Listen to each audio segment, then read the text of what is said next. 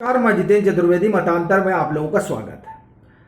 प्रधानमंत्री नरेंद्र मोदी चौंकाने के लिए जाने जाते हैं। उनके निर्णय कि किसी को कानो कान खबर नहीं होती है और जब उसकी खबर बाहर आती है तो विपक्ष तो छोड़िए, सत्ता पक्ष भी सदमे में रहता है।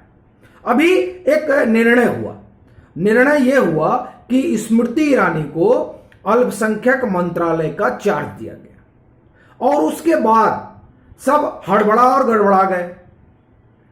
असल में इस पूरे जो निर्णय रहा, इसे समझने के लिए हम चलना पड़ेगा हमें भाग्यनगर, वही भाग्यनगर जहां पर अभी पिछले दिनों 2 और 3 जुलाई को भाजपा की राष्ट्रीय कार्यकारिणी की बैठक संपन्न हुई।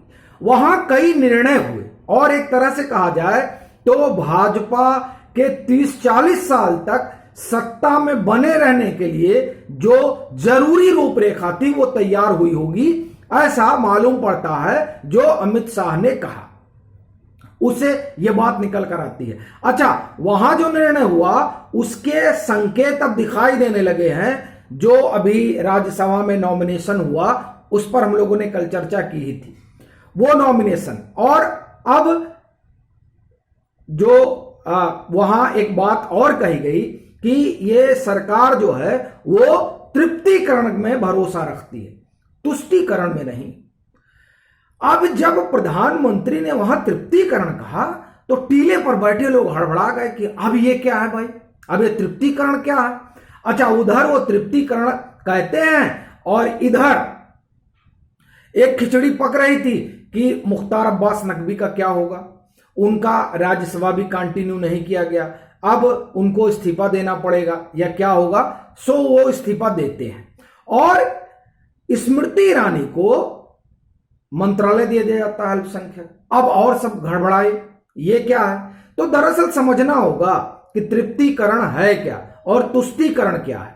तुष्टीकरण वो है जो कांग्रेस ने राजनीतिक संस्कृति गढ़ी और जिस राजनीतिक संस्कृति को आगे बढ़ाया तमाम उन दलों ने जो कांग्रेस के साथ खड़े रहे या कांग्रेस से अलग होकर बढ़े।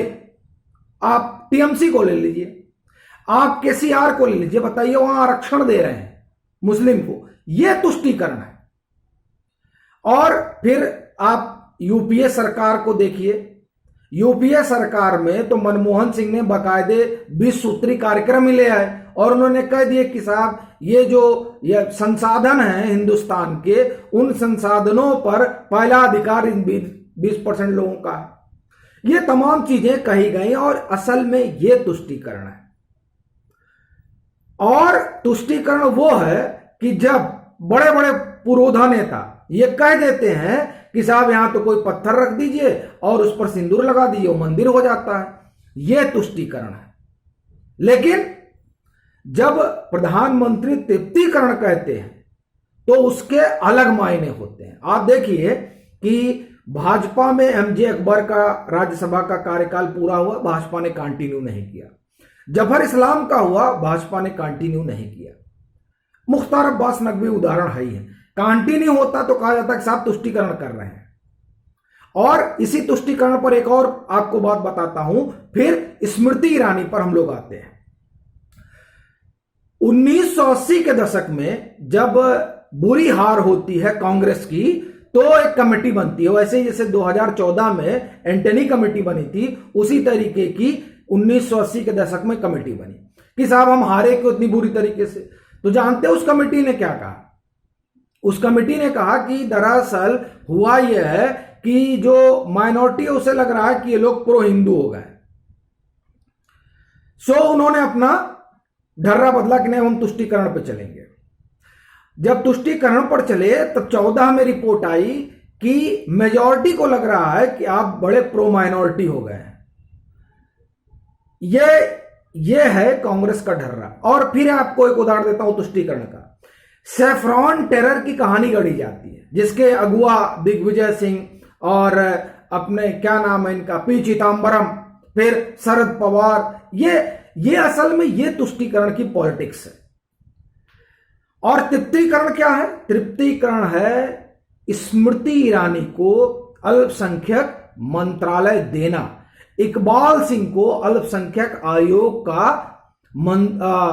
अध्यक्ष बनाना, ये असल में बात होगी कि उस समुदाय तक पहुंचना जो वाकई में अल्पसंख्यक है हिंदुस्तान में, जो जिनकी आबादी आप उंगली पर रखकर गिन सकते हैं, ये अल्पसंख्यक है।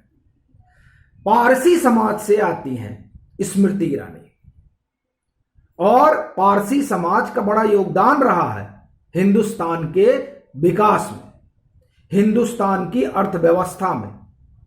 तो असल में जब वो मंत्री बनती है तब होता है कि नहीं, किसी माइनॉरिटी को माइनॉरिटी मिनिस्ट्री का मंत्री बनाया गया, फिर वो महिला भी है।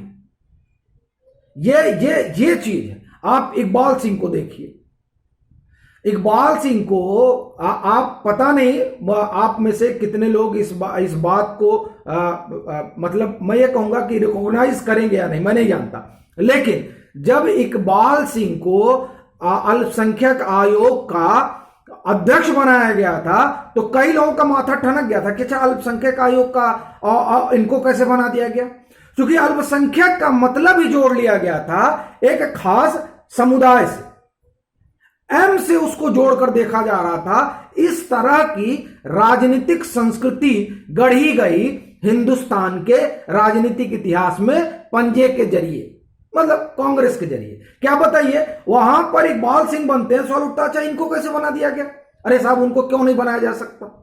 और इसी तरीके से जब स्मृति ईरानी को बनाया गया तो एक बड़ा तबका, अच्छा स्मृति ईरानी को बना दिया गया, ये अल्पसंख्यक मंत्रालय का मंत्री, पारसी समाज से आती हैं। आप ये दो उदाहरण मैं आपको इसलिए दे रहा हूं क्योंकि ये काफी है ये समझने के लिए कि किस तरह की राजनीतिक संस्कृति गढ़ी गई पिछले 6 दशक में।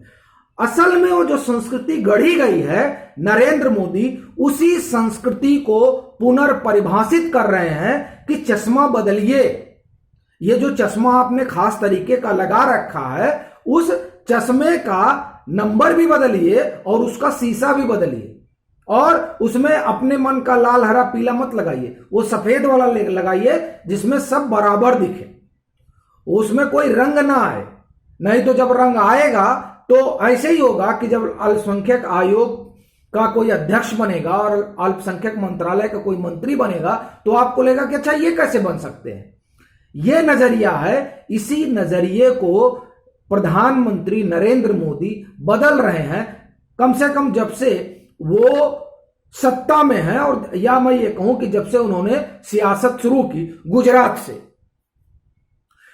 वहां जब वो जो काम कर रहे हैं वो दरअसल काम जाति धर्म से अलग हटकर एक संस्कृति विकसित कर रहे हैं, और उसी के वो निशान छोड़ रहे हैं। तो जब वो तृप्तिकरण कहते हैं तो जो लोग हड़बड़ाए और गड़बड़ाए, मुझे लगता है कि अब उनको ये चीज समझ में आएगी, क्योंकि तृप्तिकरण का असल अर्थ यही है कि वाकई में जो अल्पसंख्यक हैं वहां तक भी सरकार पहुंचे और उनका भी रिप्रेजेंटेशन हो, उनका नहीं जो जैसा मैंने शुरू में कहा कि जो वाकई में अल्पसंख्यक अब रह गए कि नहीं रह गए, क्योंकि कई आप स्टेट में जाइए तो ऐसा तो नहीं है, और अगर आप पारसी समुदाय को देखिए तो आप फिर वही है, गिनती करिए।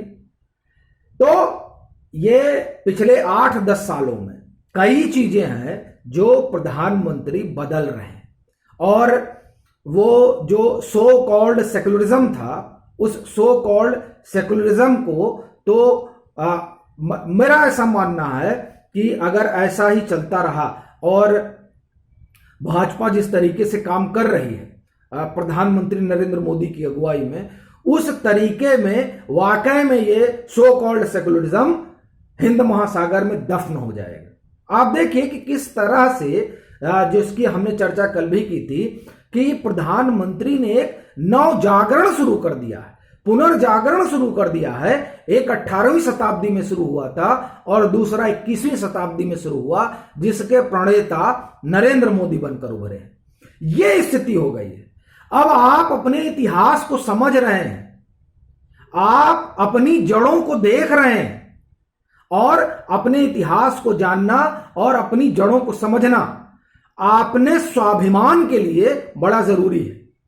वही काम अब नरेंद्र मोदी की अगुवाई में हो रहा है। तो दरअसल ये जो तृप्तिकरण है उसे इस चश्मे से देखना चाहिए कि सबका समान रिप्रेजेंटेशन हो। किसी मंत्रालय को और किसी आयोग को सिर्फ एक खास समुदाय से जोड़ लेना यह तुष्टीकरण है, और उस तुष्टीकरण से अब भाजपा तृप्तिकरण के रास्ते पर चल पड़ी है, जिसका प्रमाण ये दो बदलाव हैं। इकबाल सिंह तो पहले ही अल्पसंख्यक आयोग के अध्यक्ष बना दिए गए थे, और अब जो मंत्रालय दिया गया उससे अब एक चीज साफ संकेत मिला कि भाजपा इस तरीके से काम कर रही है, उस तरीके से नहीं जो साढ़े छह दशकों की राजनीतिक संस्कृति रही है। अभी के लिए फिलहाल इतना ही। अगर आप मतांतर से नहीं जुड़े हैं तो जुड़िए, वीडियो को लाइक कीजिए, शेयर कीजिए और अपने सुझाव जरूर साझा कीजिए।